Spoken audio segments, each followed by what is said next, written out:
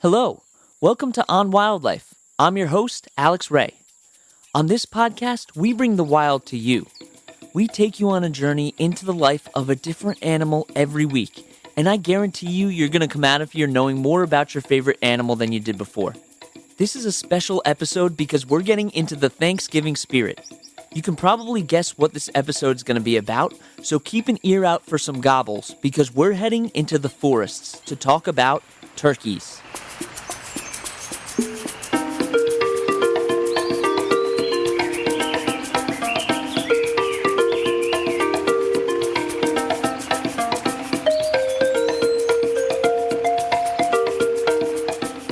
So turkeys are found in North America and Canada, and they tend to live in wooded areas. And there's actually 6 different subspecies of turkeys today. Wild turkeys weigh around 30 pounds, and males are usually a little bigger than females. But domesticated turkeys can get a lot bigger than that, and later on in the podcast, we're going to talk about why that is. And their wingspan can get up to around 5 feet long. And contrary to popular belief, wild turkeys can actually fly. They only fly for around 100 meters at a time, but they can hit amazing speeds. A flying turkey can reach speeds of up to 55 miles per hour. And this is actually similar to a cheetah, which can hit really fast speeds, but only for a short period of time. But turkeys' bodies were really meant for walking and running, not flying, which is why they have such powerful legs. And although they're much better suited for the ground, turkeys actually like to sleep in trees at night, and this is in order to avoid predators. Turkeys have a lot of natural predators like foxes, snakes, mountain lions, owls, coyotes, and many more. It's truly a strange sight to see such a huge bird sitting on the branch of a tree.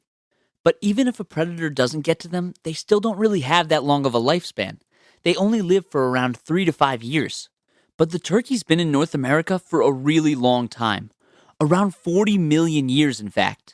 And Ben Franklin actually recognized the turkey's prominence in America by calling it more respectable than the bald eagle and a true native of America. I'm not really sure anyone else holds turkeys in such a high regard. Because this is the Thanksgiving episode, I thought it would be interesting to talk about why turkeys are the food of choice for this day. For starters, turkey wasn't actually served on the first Thanksgiving, way back in 1621. They probably didn't have any cranberry sauce either. Turkey started to become popular to eat around Thanksgiving in the 1800s because it was pretty inexpensive and there were just so many of them around. Their populations later declined, but we're going to talk about that later on in the podcast. And on top of all that, a writer named Sarah Josepha Hale wrote about having turkey for Thanksgiving in one of her books. And by the way, she was also the one who helped make Thanksgiving a national holiday. These are all reasons why we eat turkey on Thanksgiving today. So turkeys are omnivores. They eat anything from nuts to berries to insects, though most of their diet consists of plants and fruits. And they're mostly scavengers, meaning that they walk around for a large portion of the day and eat things that they find. They spend most of their day just looking for food. And just like most birds, they swallow their food whole because they don't have the teeth to chew their food with. And they have a structure called their gizzard, and that helps them break the food down. The gizzard is a part of their stomach, and it basically grinds up the food that's been swallowed. And turkeys will even eat rocks and sand in order to help with the digestion of their food. Chances are, if you see a turkey, it's not alone. They like to spend their time in family groups, especially when they're on the search for food. Female turkeys form groups with their offspring, and if their group is too small, they can start to form groups with other turkeys. And they actually have a social hierarchy in these groups that's really important to them. Okay, we're going to take our first break, and when we get back, I'm going to start talking about the most iconic turkey sound, the gobble. Time for the trivia question. How fast does a hummingbird's heart beat per minute? A, 100 beats per minute. B, 500 beats per minute. C, 700 beats per minute. Or D, 1,200 beats per minute.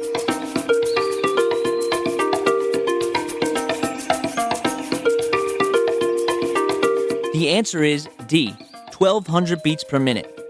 To put that into perspective, Human hearts only beat around 60 beats per minute.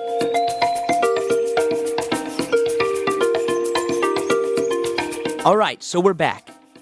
Turkeys are most well known for their gobbling sound. And this sound is usually used by males in order to attract female turkeys in the area. And aside from this gobbling sound, turkeys can make a whole bunch of other vocalizations too. For example, a female in charge of her group will use an assembly call in order to get all the members of the group together. They can also cluck, purr, and cackle. But let's get back to the gobbling because I want to talk about turkey mating. Female turkeys are very picky about their mates, and some might call them superficial because they really only care about looks. They usually pick which male to mate with based on the size of their snood. And no, I'm not making this word up.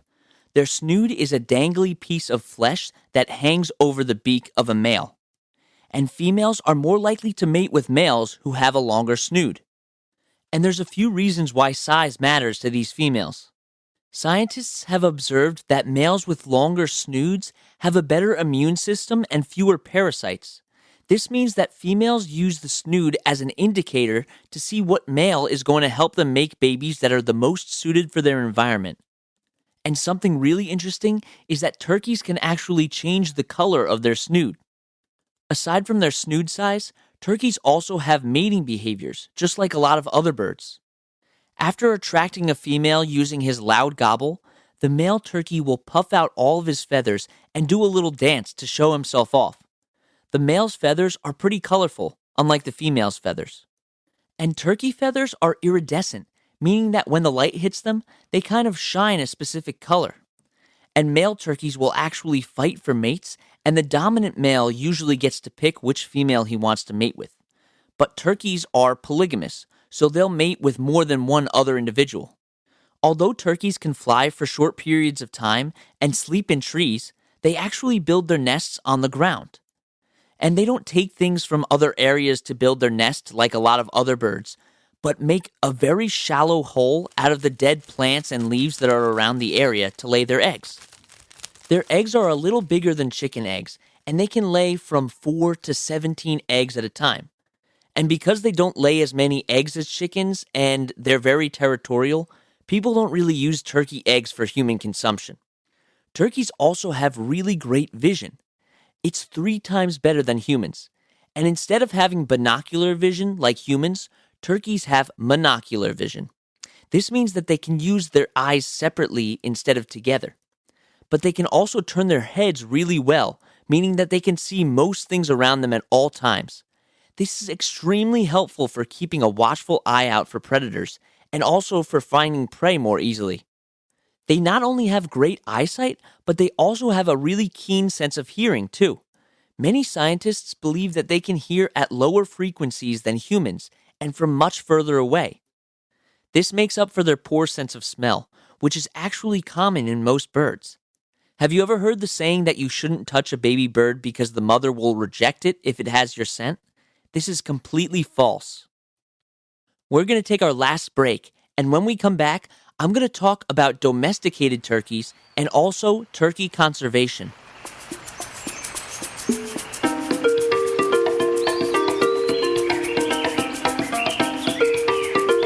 If you want more information about turkeys, or you just want to suggest a new animal for me to talk about, you can email onwildlife.podcast@gmail.com.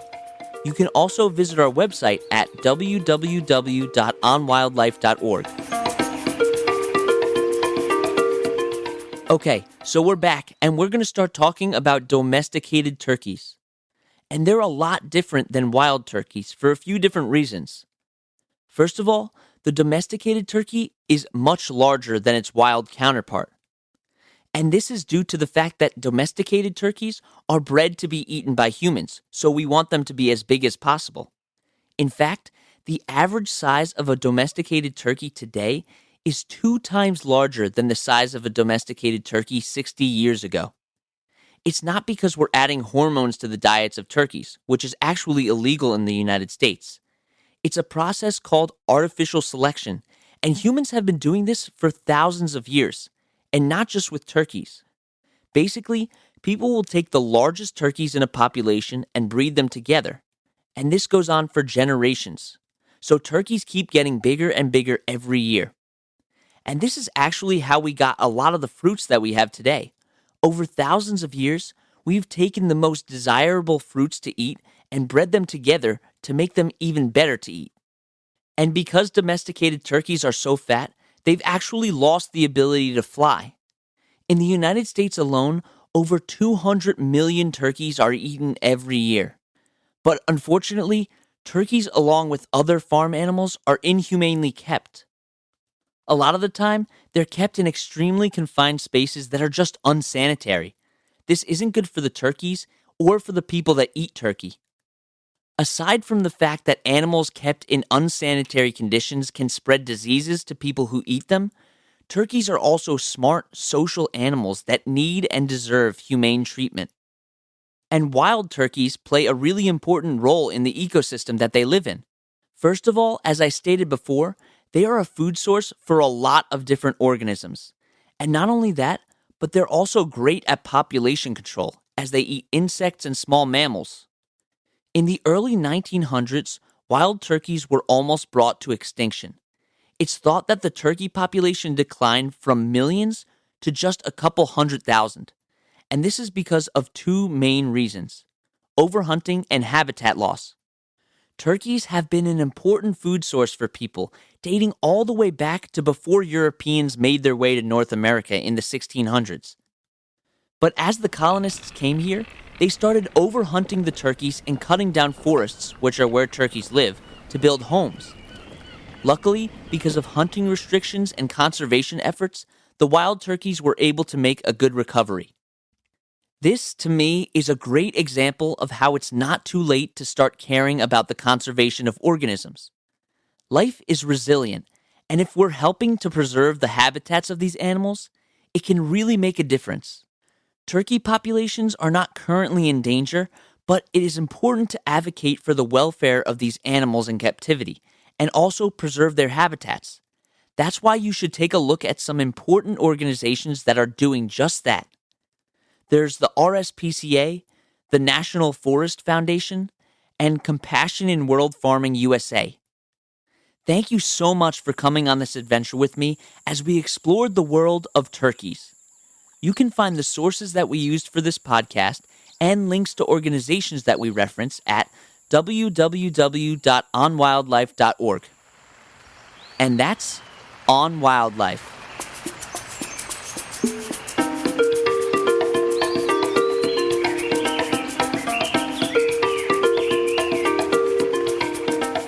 You've been listening to On Wildlife with Alex Ray, brought to you every Wednesday.